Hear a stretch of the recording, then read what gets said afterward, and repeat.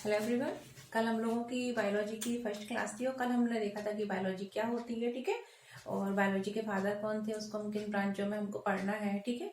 तो zoology botany हमने देख लिया था, इस फादर ऑफ जूलॉजी कौन थे, फादर ऑफ बायोलॉजी कौन थे। ठीक है। ये सब हमने देख लिया था। उसके बाद हमने देखा था कि जो बायोलॉजी है उसकी कुछ ब्रांचेस थी, इंपॉर्टेंट ब्रांचेस जिन पर प्रश्न पूछे जाते हैं। ठीक है। जैसे जूलॉजी में क्या हम अध्ययन करते हैं, स्टडी ऑफ एनिमल। बायोलॉजी में किसका अध्ययन कर, जूलॉजी में किसका अध्ययन करते हैं, स्टडी ऑफ एनिमल। वही हमने सबसे पहले देखा था कि बायोलॉजी क्या है। ठीक है। बायोलॉजी जो है वो किसका अध्ययन है, जीवन का। और जीवन किसमें होता है, जीवों में होता है। ठीक है। और जीव के अंतर्गत हम क्या प्लांट और एनिमल की स्टडी करेंगे। ठीक है। ये हमने आपको पहले ही बता दिया था। ठीक है। बहुत सारी जो थी बायोलॉजी की हमने आपको ब्रांचेस बताई थी, जैसे कि कुछ एक बताई थी मृदा विज्ञान। ठीक है। पेडोलॉजी।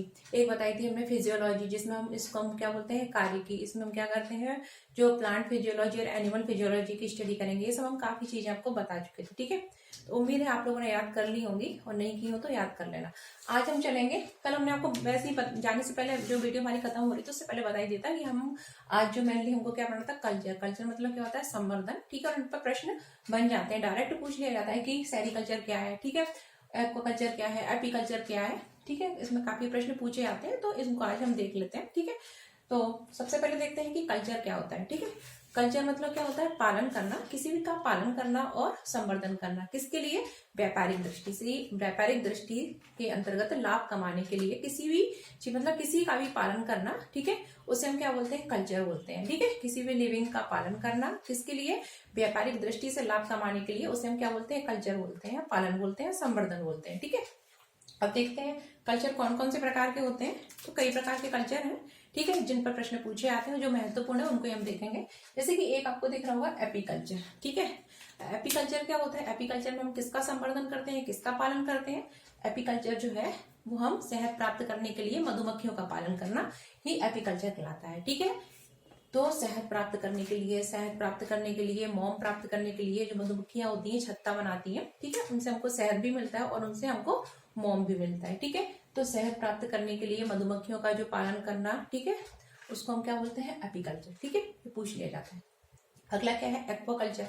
एक्वाकल्चर क्या होते हैं, जो जलीय जीव होते हैं। अब जीव दो प्रकार के हो सकते हैं, मैंने बताया था, प्लांट भी हो सकते हैं, एनिमल भी हो सकते हैं। तो जलीय जीवों का जो संवर्धन करना, उनका पालन करना, उनका कल्चर करना, वो क्या कहलाता है, एक्वाकल्चर कहलाता है। अब एक्वाकल्चर के अंतर्गत जलीय जीव जो होते हैं वो प्लांट भी हो सकते हैं और एनिमल भी हो सकते हैं। याद रखना, एक्वाकल्चर के अंतर्गत किसका, प्लांट का भी, या फिर हम एनिमल। ठीक है। यानी कि वनस्पति, और क्या जो जानवर वगैरह होते हैं, एनिमल जो जंतु होते हैं, ठीक है, उनका पालन करना जो होता है वो क्या कहलाता है, एक्वाकल्चर। यानी जलीय जीवों का अगर हम संवर्धन करें तो उसे क्या कहते हैं, एक्वाकल्चर। अगली जो ब्रांच है, ठीक, कल्चर है। ठीक है। वो क्या है, पिसीकल्चर।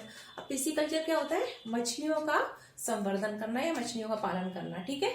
उसे क्या बोलते हैं, पिसीकल्चर। ठीक है। जो फिशरीज होती है वो क्या होती है, स्टडी ऑफ फिश, यानी कि फिश का अध्ययन। कल हमने बताया था ना, फिशरीज एक ब्रांच थी बायोलॉजी की। ठीक है। तो फिशरीज क्या होता है, study of fish, is called fisheries. ठीक है। लेकिन पिसीकल्चर क्या होता है कि जो फिश होती है उसका हम पालन करें। ठीक है। पालन करें। ठीक है। ताकि हमको क्या हो, अधिक से अधिक लाभ प्राप्त हो, उसको हम क्या करें, सेल कर सकें, उनसे प्रोडक्ट सेल कर सकें, फिश को सेल कर सकें। ठीक है। तो उसके लिए जो कल्चर किया जाता है उसे हम बोलते हैं पिसीकल्चर। तो पिसीकल्चर में हम मेनली किसका मतलब पिसीकल्चर में किसका पालन करते हैं, मछलियों का पालन करते हैं। याद रखना। ठीक है। अगला क्या है, सेरीकल्चर। एपीकल्चर हो गया, एक्वाकल्चर हो गया, पिसीकल्चर। अगला क्या है, सेरीकल्चर। तो सेरीकल्चर क्या होता है, सिल्क वॉर्म। अब देखो, सेरीकल्चर मेनली क्यों किया जाता है, रेशम प्राप्त करने के लिए किया जाता है। अब रेशम किससे प्राप्त होता है, रेशम प्राप्त होता है एक कीट से, जिसको हम बोलते हैं सिल्क वॉर्म। क्या बोलते हैं, सिल्क वॉर्म, रेशम, रेशम का कीड़ा। हिंदी में बोलते हैं रेशम का कीड़ा। ठीक है। और इंग्लिश में बोलते हैं सिल्क वॉर्म। ठीक है।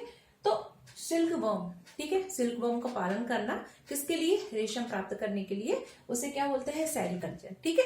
याद रखना। अगला है पर्माकल्चर। पर्माकल्चर का मतलब क्या होता है, सतत कृषि करना। ठीक है। सतत कृषि करना ये क्या कहलाता है, पर्माकल्चर कहलाता है। ये अभी 1-2 साल के एग्जाम में पूछा गया था किसी परीक्षा में, पर्माकल्चर। याद रखना, जो सतत कृषि होती है ना उसको हम बोलते हैं पर्माकल्चर। ठीक है। तो ये भी हो गया। अगला क्या है, हेलीकल्चर। ठीक है। अगला क्या है, हेलीकल्चर। उसके बाद क्या है, सिल्वीकल्चर। फिर क्या है, फ्लोरिकल्चर देखेंगे। उसके बाद हम देखेंगे ऑरेनिकल्चर, हॉर्टिकल्चर, वर्मिकल्चर, विटिकल्चर एंड मोरिकल्चर। ठीक है। तो अब हम ये वाले कल्चर है। ठीक है। उसके बाद हम अब क्या देख रहे हैं, हेलीकल्चर। तो जो हेलीकल्चर होता है उसमें हम मेनली किसका कल्चर करते हैं? हेलीकल्चर में हम लोग किसका कल्चर करते हैं? आप लोगों ने देखा होगा जो घोंगे होते हैं, आप लोग कभी अगर घूमने गए हो, ठीक है, कहीं पे जो नदी वगैरह होती है या समुद्र वगैरह होते हैं, उनके आप किनारे पर गए हो तो आपको जो रेत होती है, रेत में क्या होता है, छोटे छोटे शंख टाइप का स्ट्रक्चर दिखता है, ठीक है, छोटे छोटे दिखते हैं, उनको घोंगे बोलते हैं, ठीक है। हिंदी में क्या बोलते हैं? घोंगे।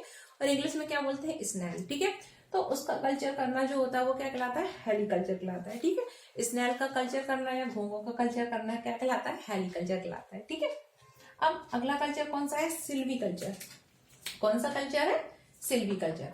अब जो सिल्वी कल्चर है वो क्या है? जो वन संवर्धन, ठीक है, मतलब किसी क्षेत्र में वन लगाना, उनका संवर्धन करना, तो उसे हम क्या बोलते हैं? सिल्वी कल्चर। सिल्वी कल्चर किससे संबंधित है? जो फॉरेस्ट लगाने से रिलेटेड है, ठीक है, फॉरेस्ट्री से रिलेटेड है, यानी कि वनों का संवर्धन करना ही क्या कहलाता है? सिल्वी कल्चर कहलाता है, ठीक है। काफी महत्वपूर्ण है, याद रखना। सिल्वी कल्चर किससे संबंधित है? वनों के संवर्धन से संबंधित है, ठीक है। अगला हमारा कल्चर है जिसको हम बोलते हैं फ्लोरिकल्चर, और नाम से ही स्पष्ट हो रहा है, फ्लोरी मतलब फूल, ठीक है। तो फूलों का कल्चर करना, फूलों का संवर्धन करना, ठीक है, अधिक मात्रा में फूलों को पैदा करना, ठीक है।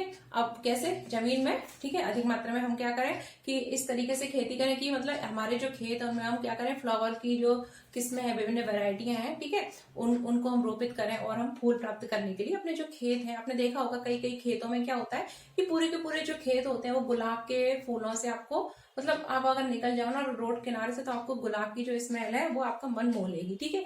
तो वो किसके अंतर्गत आता है? फ्लोरिकल्चर के अंतर्गत आता है, ठीक है। मतलब कि आय प्राप्त करने के लिए, लाभ प्राप्त करने के लिए, ठीक है, क्या करना? फूलों की खेती करना, ठीक है। तो वो किसके अंतर्गत आता है? फूलों का पालन संवर्धन करना क्या कहलाता है? फ्लोरिकल्चर, ठीक है। अब ऑलरिकल्चर क्या होता है? ऑलरिकल्चर मतलब होता है सब्जियों का संवर्धन करना। जो भी सब्जियां होती है ना, साग सब्जियां, उनका अगर संवर्धन करना, ठीक है, तो वो किसके अंतर्गत आता है? वो कहलाता है ऑलरिकल्चर, ठीक है, ऑलरिकल्चर, ठीक है। अगला क्या है? हॉर्टिकल्चर। तो हॉर्टिकल्चर का मतलब क्या होता है? बागवानी। मतलब बागवानी से संबंधित जो फसलें हैं ना, उनका संवर्धन करना ही क्या कहलाता है? हॉर्टिकल्चर। अब बागवानी, आप सोच रहे होंगे कि बागवानी फसलें क्या होती हैं, तो जैसे मसाले हैं, ठीक है, मसाले हैं, चाय है, कॉफी है, ठीक है, ये सब क्या है? हमारी बागवानी फसलें हैं। तो इनका संवर्धन करना ही क्या कहलाता है? वो कहलाता है हमारा हॉर्टिकल्चर, ठीक है। अगला क्या है? बर्मी कल्चर। अब बर्म, ठीक है, अब आपको नाम समझ में आ रहा होगा, बर्म, ठीक है। किस बर्म का कल्चर करना? भाई बर्म का भी कल्चर किया जाता है क्या? तो हाँ, जरूर किया जाता है। एक ऐसा वर्म है जो कि हमारे किसानों का क्या है? मित्र है, और इसको बोलते हैं हम अर्थवॉर्म, ठीक है। तो अर्थवॉर्म का क्या करना? कल्चर करना, अर्थवॉर्म का संवर्धन करना, ठीक है। तो उसे कहते हैं हम वर्मी कल्चर, क्योंकि अर्थवॉर्म जो होता है वो किसानों का मित्र होता है और हमारी जो भूमि होती है, ठीक है, उसको वो काफी फर्टाइल बनाता है, ठीक है। तो बर्मी कल्चर क्या कहलाता है? अर्थवॉर्म का संवर्धन करना, ठीक है, जिसे हम क्या बोलते हैं? केचुआ। क्या बोलते हैं? केचुआ। आप लोगों ने देखा होगा ना, केचुआ ऐसे ऐसे चलता है, ऐसे ऐसे ऐसे ऐसे केचुआ, ठीक है। जो सांप होता है वो इस तरीके से चलता है, इस तरीके से। जो केचुआ होता है ना, वो ऐसे ऐसे चलता है, ठीक है, इस तरीके से, ठीक है, केचुआ। तो उस केचुए का कल्चर करना क्या कहलाता है? वर्मी कल्चर कहलाता है। ये प्रश्न पूछ लिया जाता है, ये भी ऐसे भी पूछ लिया जाता है कि किसानों का मित्र कौन होता है? तो किसानों का मित्र कौन होता है? अर्थवॉर्म होता है, याद रखें, ठीक है। अगला जो कल्चर है वो क्या है? विटीकल्चर। इसमें मैंने वही वाले कल्चर लिखे ना जो कभी ना कभी किसी ना किसी एग्जाम में पूछे गए हैं, ठीक है, तो अच्छे से इनको याद कर लेना। अगला क्या है? विटीकल्चर। तो विटीकल्चर क्या होता है? अंगूर का, ठीक है, अंगूर का क्या करना? संवर्धन करना, पालन करना, ठीक है, अंगूरों का कल्चर करना क्या कहलाता है? विटीकल्चर। अब अंगूर का हम पालन कल्चर क्यों करते हैं? जो संवर्धन है क्यों करते हैं? भाई अंगूर से क्या प्राप्त होती है? देखो, अंगूर से हम अंगूर तो खाते ही खाते हैं, ठीक है, उसके अतिरिक्त ड्रिंक जो होती है, ठीक है, वो भी अंगूर से बनाई जाती है, ठीक है। उसके बाद है मोरिकल्चर, ठीक है। तो मोरिकल्चर में क्या होता है? देखो, शहतूश जो होता है ना, शहतूश, ठीक है, तो शहतूश को खाने वाला एक कीड़ा होता है जिसको बोलते हैं हम मोरस अल्वा, ठीक है, मलबेरी सिल्क, ठीक है। तो जो हमारा जो शहतूश का जो कीट होता है, ठीक है, उसको क्या बोलते हैं? हम मलबेरी सिल्क बोलते हैं, ठीक है। और मलबेरी, ठीक है, और शहतूश मतलब उसका जो कीट होता है, ठीक है, तो वो क्या होता है? जो सिल्क वॉर्म, ठीक है, उसका कीट क्या कहलाता है? सिल्क वॉर्म कहलाता है। और उस कीट की अगर खेती करते हैं तो वो क्या कहलाता है? सिल्वी कल्चर। क्या कहलाता है? सिल्वी कल्चर। लेकिन वो कीड़ा जो होता है ना, जिससे हमको मतलब सिल्क प्राप्त हो रहा है, तो उस कीड़े को खाने के लिए, ठीक है, अगर हम क्या करें? शहतूश की खेती करें, ठीक है, किसकी खेती करें? शहतूश की खेती करें, तो उसे क्या बोलते हैं? मोरिकल्चर। क्या बोलते हैं? मोरिकल्चर, ठीक है, क्योंकि याद रखना जो सिल्क वॉर्म है, ठीक है, वो क्या है, किसकी पत्तियां खाता है, शहतूत की पत्तियां खाता है, याद रखना। ठीक है, तो जो शहतूत की जो खेती की जाती है, उसका संवर्धन किया जाता है, तो उसे हम क्या बोलते हैं, उसके कल्चर को क्या बोलते हैं, मॉरिकल्चर, याद रखना। ठीक है, वही सिल्क वॉर्म अगर आ जाए तो सिल्वी कल्चर। ठीक है, बहुत से लोग कंफ्यूज हो जाते हैं, मॉरिकल्चर में इसको लगा देते हैं, ऐसा नहीं करना। सिल्वी कल्चर में सिल्क वॉर्म का कल्चर संवर्धन होता है, वही मॉरिकल्चर में किसका होता है, शहतूत का। ठीक है, और शहतूत खाता कौन है, शहतूत की पत्तियां खाता है, जो सिल्कवर्म होता है ना वो खाता है। ठीक है, याद रखना।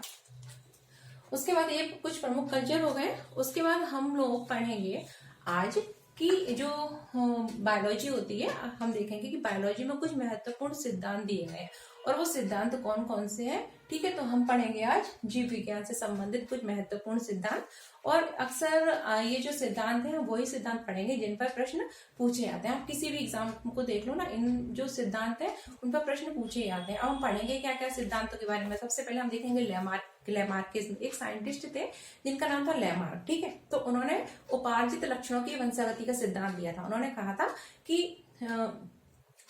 कि जो जिराफ है ना, उसकी गर्दन जो है वो एकदम से ऐसे लंबी नहीं हो गई। उसकी गर्दन कैसे लंबी हुई, उन्होंने, आप लोग जब स्कूल में पढ़ते होगे तो आप लोगों ने स्कूल टाइम पे अपनी जो साइंस की बुक होगी उसमें एक डायग्राम देखा होगा कि एक जिराफ था।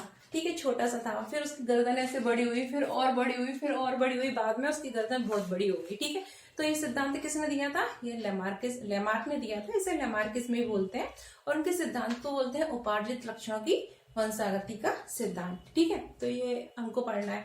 उसके बाद एक साइंटिस्ट है डार्विन, तो उनका जो बात था उसको बोलते हैं डार्विनवाद। ठीक है, उन्होंने थ्योरी ऑफ नेचुरल सिलेक्शन दी थी। ठीक है, उन्होंने कहा था कि वही जीव जो है वो अपनी प्रजाति को बचा पाता है जो क्या है, संघर्ष में जीत जाता है। उसके बाद एक थ्योरी पढ़ेंगे हम, डार्विन जो है, लैमार्क जो है काफी महत्वपूर्ण है। उसके बाद हम पढ़ेंगे कि एक थ्योरी जिसको बोलते हैं उत्परिवर्तनवाद। उत्परिवर्तन जो बाद है उसको इंग्लिश में बोलते हैं म्यूटेलिज्म। ठीक है, तो इसके बारे में किसने बताया था, ह्यूगो डी व्रीज ने बताया था। उन्होंने कहा था कि जैसे लैमार्क ने कहा था ना कि धीरे धीरे गर्दन क्या होती हुई लंबी होती गई, यानी कि जो कैरेक्टर धीरे धीरे, ठीक है, इनहेरिटेंस ऑफ, ठीक है, एक्वायर्ड कैरेक्टर, ये जो सिद्धांत है इसको बोलते हैं उपार्जित लक्षणों की वंशागति का सिद्धांत। और ये किसने दिया, लैमार्क ने दिया था। वही ह्यूगो डी व्रीज थे। ठीक है, उन्होंने क्या दिया था, उन्होंने दिया था उत्परिवर्तनवाद। ठीक है, म्यूटेटियोरिज्म। ठीक है, उत्परिवर्तनवाद दिया था। और उन्होंने क्या कहा कि अचानक से क्या है, कोई भी कैरेक्टर उत्पन्न हो जाता है। ठीक है, तो उसे हम क्या बोलते, उनका जो सिद्धांत था उसे बोलते हैं उत्परिवर्तनवाद। और ये किसकी देन है, ये देन है ह्यूगो डी व्रीज की। तो कुछ नहीं पूछा जाएगा, बस आपसे डायरेक्ट ये पूछ लिया जाएगा कि जो उपार्जित लक्षणों की वंशागति का सिद्धांत है ये किसने दिया था, तो आपको टिक लगाना। उस पर 4 ऑप्शन दे दिए जाएंगे, ह्यूगो डी व्रीज, डार्विन, लैमार्कवाद। ठीक है, या और भी किसी का XYZ नाम दे दिया गया, तो आपको टिक लगाना है। तो आप तो समझ गए ना कि उपार्जित लक्षणों की वंशागति का सिद्धांत यानी जिराफ की गर्दन वाला, तो वो किसने दिया था, लैमार्क ने दिया था। उसके बाद डार्विन ने क्या दिया था, थ्योरी ऑफ नेचुरल सिलेक्शन। ठीक है, जीवन संघर्ष का सिद्धांत, संतान उत्पत्ति का सिद्धांत दिया था। ठीक है, उन्होंने कहा था जिसकी जितनी ज्यादा संख्या संतान उत्पत्ति होगी उसकी संख्या उतनी ज्यादा क्या होगी, वृद्धि होगी। ठीक है, उसके बाद उत्परिवर्तनवाद किसने दिया था, ह्यूगो डी व्रीज ने दिया था, मतलब सडनली चेंजेस होना। ठीक है, उसके बाद एक थ्योरी थी जिसको बोलते हैं पुनरावर्तन सिद्धांत, रिकैपिटेशन थ्योरी। ठीक है, तो ये थ्योरी जो थी वो किसने दी थी, अर्नेस्ट हैकेल ने दी थी। ठीक है, रिकैपिटेशन थ्योरी जो थी वो अर्नेस्ट हैकेल ने दी थी। इसी तरीके से हम पढ़ेंगे ड्यूनाम पद्धति, कैरोलस लीनियस की देन थी। ठीक है, इसी तरीके से कई सारे हम सिद्धांत पढ़ेंगे। डीएनए का डबल हेलिकल मॉडल के बारे में किसने बताया था, ठीक है, वॉटसन और क्रिक ने बताया था, जिसके लिए इनको नोबेल पुरस्कार से सम्मानित किया गया। ठीक है, इस तरीके से काफी सारे सिद्धांत हैं, तो मैं एक एक करके यहाँ लिख देती हूँ, उसके बाद हम इसको ठीक है पढ़ लेंगे। ठीक है,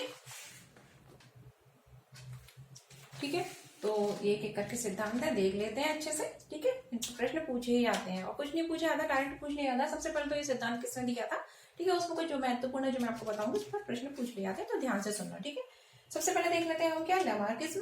तो लैमार्किज्म मैंने आपको सबसे बता ही दिया कि उसमें क्या है, आप उसका एग्जाम्पल याद रखना कि जिराफ की गर्दन का लंबा होना। ठीक है, एक लैमार्क थे, साइंटिस्ट थे, उन्होंने एक सिद्धांत दिया था और उनका जो प्रिंसिपल है उसे हम लैमार्कवाद बोलते हैं, इंग्लिश में बोलते हैं लैमार्किज्म। ठीक है, इन्होंने एक सिद्धांत दिया था जिसको बोलते हैं उपार्जित लक्षणों की वंशागति का सिद्धांत, इंग्लिश में बोलते हैं theory of inheritance of acquired character. ठीक है, एक्वायर्ड कैरेक्टर मतलब उपार्जित लक्षण। ठीक है, शुरू में वो लक्षण नहीं हुए लेकिन वो क्या किए उसने, एक्वायर्ड कैरेक्टर यानी उपार्जित लक्षण। मतलब क्या होता है, धीरे धीरे उसने परिस्थिति के अनुसार वो चेंजेस उसमें होते हैं और धीरे धीरे होके लास्ट में वो मतलब एक बड़ा परिवर्तन, जो अगली पीढ़ी थी, नई पीढ़ी, उसमें एकदम से बड़ा परिवर्तन हो गया। ठीक है, धीरे धीरे धीरे। तो उसे हम क्या बोलते हैं, लमार्किस में बोलते हैं। और एग्जाम्पल क्या है इसका, बेस्ट एग्जाम्पल है जिराफ की गर्दन का लंबा होना। पहले जिराफ जो था वो बकरी जैसा था, ठीक है, आराम से नीचे से खाता था।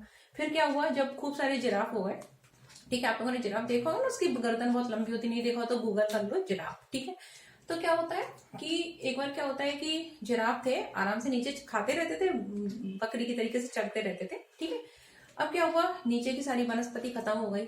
अब क्या हुआ, थोड़े ऊंचे प्लांट होने लगे। ठीक है, थोड़े हाइट से उनसे ऊंचे थे। अब वो खाने के लिए थोड़ा ऐसे होते थे, हल्का हल्का। ठीक है, उनकी थोड़ी सी, ठीक है, जो गर्दन है थोड़ी लंबी हुई। उसके बाद क्या, थोड़ा और उधर की जो वनस्पति थी वो खत्म हो गई, थोड़ा और ऊपर हुए, फिर थोड़ा और ऊपर, फिर थोड़ा और ऊपर। धीरे धीरे एक अवस्था ऐसी आ गई कि उनकी गर्दन जो है और उनके आगे की जो 2 टांगे थी, ठीक है, उन टांगों से ऊपर इस तरीके से होते थे, तो वो टांगे और उनकी जो गर्दन है, ठीक है, ये लंबी होती चली गई इस तरीके से लंबी। ठीक है, तो लेमार्किस ने कौन सा सिद्धांत दिया था, उपार्जित लक्षणों की वंशागति का सिद्धांत। और इसका बेस्ट एग्जाम्पल है जिराफ की गर्दन का लंबा होना। ठीक है, अगला क्या है, डार्विनवाद। तो डार्विनवाद जो थे, ठीक है, उन्होंने क्या दिया था, थ्योरी ऑफ नेचुरल सिलेक्शन। ठीक है, प्राकृतिक चयन का सिद्धांत दिया था। उन्होंने कहा था कि जो जीव जो होते हैं वो प्रकृति के अनुसार, ठीक है, अपने आप को ढाल लेते हैं, वो जीवित रह जाते हैं। जो नहीं ढाल पाते हैं वो क्या है, वो मर जाते हैं। जो जीव जो है वो संघर्ष में मतलब संघर्ष में बचे रहते हैं, जीवन के संघर्ष में वो आगे अपनी पीढ़ी को बढ़ा पाते हैं। और जो जीव जो है संघर्ष में मर जाते हैं, ठीक है, उनका विनाश हो जाता है। तो इस तरीके से डार्विन ने ये सिद्धांत दिया था, थ्योरी ऑफ नेचुरल सिलेक्शन। ठीक है, सर्वाइवल ऑफ फिटेस्ट। ठीक है, अगला क्या है, उत्परिवर्तनवाद। उत्परिवर्तनवाद मैंने आपको पहले बता दिया, ह्यूगो डे व्रिज ने दिया था। ठीक है, और उन्होंने कहा था कि सडनली चेंज हो जाते हैं। वो सडनली चेंज जो होते हैं वो जीन में, ठीक है, म्यूटेशन के कारण होते हैं। किसके कारण होते हैं, जीन में म्यूटेशन के कारण। ये जीन क्या होता है ये हम आपको जब जेनेटिक्स पढ़ेंगे ना तब अच्छे से बताएंगे। अभी आप सिर्फ अभी थोड़ा थोड़ा, मतलब हमारा सेकंड लेक्चर ही था, अब इकट्ठा थोड़ा जेनेटिक्स पढ़ा देंगे। आप लोग सोच रहे हो कि जीन क्या होता है, ये क्या होता है, तो अभी तो सिर्फ सुन लो कि जीन में थोड़ा सा चेंजेस, सडनली चेंज हो जाता है, इसके फलस्वरूप क्या होता है, म्यूटेशन उत्पन्न हो जाता है। और इसके बाद में इसे ही हम क्या बोलते हैं, म्यूटेशनवाद। और इसके बारे में किसने बताया था, इसके बारे में बताया था ह्यूगो डे व्रिज ने। ठीक है, अगला क्या है, पुनरावर्तन सिद्धांत। इसे बोलते हैं थ्योरी ऑफ रिकैपिटेशन थ्योरी, मतलब इसे बोलते हैं, क्या बोलते हैं, रिकैपिटेशन थ्योरी। ठीक है, पुनरावर्तन सिद्धांत। और ये किसने दिया था, अर्नेस्ट हैकेल ने दिया था। इन्होंने कहा था कि जो अगर हम देखें कि एम्ब्रियोजेनी रिपीट फाइलोजेनी, ठीक है, इन्होंने कहा था कि एम्ब्रियोजेनी रिपीट फाइलोजेनी, यानी कि कोई भी आप देख लो, ठीक है, उसका जो एम्ब्रियो होता है, ठीक है, वो शुरू में कैसा होता है, अपने पूर्वजों के समान होता है। आप किसी का भी एम्ब्रियो देख लो, उन्होंने कहा था कि एम्ब्रियो जो है वो अपने पूर्वजों के समान ही होता है। ठीक है, तो सबके आप एम्ब्रियो देखो, चिड़िया का एम्ब्रियो देखो, शुरू में एक जैसा दिखेगा। आप देखना, जो बर्ड होती है, रेप्टाइल होते हैं, ठीक है, ह्यूमन होते हैं, आप किसी का भी कॉर्डेटा जो है, ठीक है, एम्फीबियन बर्ड, रेप्टाइल्स, मैमल्स, किसी का भी एम्ब्रियो देखोगे ना तो वो सब एम्ब्रियो जो है शुरू की अवस्था में बिल्कुल इस तरीके से ऐसा रहता है। आप देखना, आप डायग्राम में, मेरा विश्वास नहीं मानो तो आप देखो, तो एम्ब्रियो शुरू की एक अवस्था ऐसी होती है, शुरुआत में सबके एक से ऐसे होते हैं। तो ये किसने कहा था, पुनरावर्तन सिद्धांत यही है। और ये किसने कहा था, अर्नेस्ट हैकेल ने कहा था। ठीक है, तो इन्होंने कहा था कि जो एम्ब्रियोजेनी जो है वो रिपीट फाइलोजेनी। ठीक है, अगला क्या है, ऑपेरेंटवाद। ठीक है, ऑपेरेंटवाद जो है वो ऑपरेंट ने दिया था। और ये उस बात के अनुसार, इनके सिद्धांत के अनुसार इन्होंने निष्कर्ष निकाला कि जो हमारे जो जीव जो हम लोग उत्पन्न हुए ना, तो उसकी उत्पत्ति जो है सबसे पहले कहाँ हुई, समुद्र से हुई है। ठीक है, इन्होंने कहा था, ऑपरेंट थ्योरी क्या कहती है कि जीवन की जो उत्पत्ति हुई है ना वो कहाँ पे हुई, सबसे पहले समुद्र में हुई है। ठीक है, तो ये किसने कहा था, ऑपरेंटवाद में कहा गया था। इसके बाद अगला क्या है, द्विनाम पद्धति। ठीक है, तो जो द्विनाम पद्धति है वो किसने दी थी, वो किसकी देन है, कैरोलस लिनियस की देन है। ठीक है, नाम याद रखना है, डायरेक्ट पूछ लिया आता है कि द्विनाम पद्धति जो है, ये द्विनाम पद्धति आपको दिख रही होगी, ये किसकी देन है, कैरोलस लिनियस की देन है। ठीक है, अब द्विनाम पद्धति में किसी भी जीव के, जैसे मेरा नाम, ठीक है, शिल्पी मैम, आपका नाम मुझे नहीं पता, XYZ, आप जो देख रहे हो, ठीक है, आपका नाम जो भी है, ठीक है, जो लोग भी मेरा वीडियो देख रहे हो, तो आपका नाम मान लो क्या है, रामलाल है। ठीक है, तो आपका नाम रामलाल है। ठीक है, तो राम जो होगा ना वो क्या होगा, जीनस होगा, और लाल क्या होगा, स्पीसीज होगी। ठीक है, रामलाल, XYZ जो भी नाम है आपका। तो जो पहला नाम होता है वो क्या कहलाता है, जीनस, और दूसरा नाम क्या कहलाता है, स्पीसीज। ठीक है, वंश, प्रजाति, हिंदी में शायद यही बोलते हैं। ठीक है, एक बार कंफर्म कर लेना गूगल पे कि जीनस, इंग्लिश में तो जीनस और स्पीसीज होता है, लेकिन हिंदी में शायद वंश ही, हाँ, वंश और प्रजाति होता है। ठीक है, जीनस और स्पीसीज, किसी भी जीव का नाम जो होता है ना वो दो प्रकार से मिलकर बना होता है। पहला नेम होता है उसको बोलते हैं हम जेनरिक नेम या जीनस, ठीक है, और सेकंड नेम होता है जिसको बोलते हैं स्पीसीज नेम, ठीक है। जैसे कि आपका नाम मैंने बताया ना रामलाल, तो राम क्या हो गया आपका जीनस, एंड लाल क्या हो गया आपका स्पीसीज। यानी कि किसी भी जीव का नाम दो वर्ड से मिलकर बना होता है, पहला होता है जेनरिक नेम, दूसरा होता है स्पीसीज नेम। ये किसने बताया था? कैरोलस लिनियस ने बताया था। उसके बाद कोश का सिद्धांत ये किसने दिया था? स्वीडन स्वान ने दिया था, ठीक है। कोश का सिद्धांत स्वीडन स्वान, दो साइंटिस्ट उन्होंने दिया था। उन्होंने कहा था कि प्रत्येक जीव का शरीर जो है वो क्या है, बहुत सारी प्रकार की कोशिकाओं से मिलकर बना होता है, या कोई जीव एक ही कोशिका से भी बना हो सकता है। ये कोशिकाएं जो होती हैं वो अपनी पूर्ववर्ती मतलब पहले की कोशिकाएं जो होती हैं उनके विभाजन से बनती हैं, ठीक है। Second point. थर्ड पॉइंट कहा था कि जो कोशिका है वो हमारे जीवन की संरचनात्मक और क्रियात्मक इकाई है। ये किसने कहा था? कोशिका सिद्धांत में स्वीडन स्वान ने कहा था। उसके बाद है डीएनए का डबल हेलिकल मॉडल, ये किसने दिया था? ये वॉटसन क्रिक ने दिया था, और इसके लिए इनको नोबेल पुरस्कार से सम्मानित किया गया था। ये डायरेक्ट प्रश्न पूछा गया था, बस और कुछ नहीं पूछा था। बाकी जो जेनेटिक्स होगी ना उसमें हम पूरा मॉडल सब कुछ पढ़ेंगे, ठीक है। अगला क्या है? मेंडल के नियम। तो मेंडल जो थे उन्होंने अनुवांशिकता से संबंधित नियम दिए थे जिसको हम मेंडल के नियम बोलते हैं, ठीक है। और उन्होंने मटर के पौधे का प्रयोग किया था, ठीक है। इसके लिए याद रखना 3 नियम दिए थे। ये सब अनुवांशिकता पढ़ेंगे ना, जेनेटिक्स, उसमें हम सब पढ़ेंगे, ठीक है। उसके बाद है एक जीन एक एंजाइम थ्योरी। तो एक जीन एक एंजाइम थ्योरी जो है वो किसकी देन है? बीडल और टैटम की देन है। एक जीन एक एंजाइम थ्योरी की ये कहती है कि प्रत्येक जीन जो होता है ना वो एक निश्चित एंजाइम के लिए रिस्पॉन्सिबल होता है, ठीक है। मतलब हर एक जीन एक निश्चित एंजाइम के लिए रिस्पॉन्सिबल होता है। ये किसने कहा था? बीडल और टैटम ने कहा था। तो आज हमारा ये कंप्लीट हो गया है। कल हम स्टार्ट करेंगे कि जो बायोलॉजी के अंतर्गत जूलॉजी बॉटनी, और हम देखेंगे कि हमको कि स्टार्टिंग करेंगे कल मेनली सेल से स्टार्टिंग कर देंगे कि कोशिका क्या होती है, ठीक है। क्योंकि चाहे जूलॉजी हो चाहे बॉटनी हो, वो सेल जो है वो स्ट्रक्चर एंड फंक्शनल यूनिट है। तो कल हम स्टार्ट करेंगे कोशिका, ठीक है। तो जो आज हमारा सबसे पहली बार देख रहे हैं वो सबसे पहले तो हमारे वीडियो को शेयर कर दें, लाइक कर दें, सब्सक्राइब कर लें, क्योंकि उनको समझ में तो आया ही होगा, और नहीं आया हो तो एक बार और देख लेना तो अच्छे से समझ में आएगा। और नोट्स बना लो आप, ठीक है। अब जो अगर मेरा इससे पढ़ेंगे ना तो आपको कहीं से भी कोई बुक, कोई कुछ, कहीं क्लास, कहीं कुछ जाने की जरूरत नहीं है, आप इससे अच्छे से पढ़ सकते हैं, ठीक है। लेकिन बस आता है आपको क्या है, बस आपको क्या है, डेली देखना है मेरा वीडियो और पढ़ना है। एक बार देखो नहीं समझ में आए, दूसरी बार फिर देखो, समझ में आएगा। क्यों नहीं आएगा? आप में बुद्धि है ना, ऐसा तो है नहीं कि खाली डब्बा है, आप में बुद्धि है, ठीक है। इंसान हो आप, जानवर तो हो नहीं। तो इसको देखो, एक बार नहीं 2 बार देखो, 2 बार नहीं 3 बार देखो, नोट्स बनाओ, फिर याद करो, समझ में आएगा, ठीक है। चलो मिलते हैं कल किसके साथ? सेल के साथ।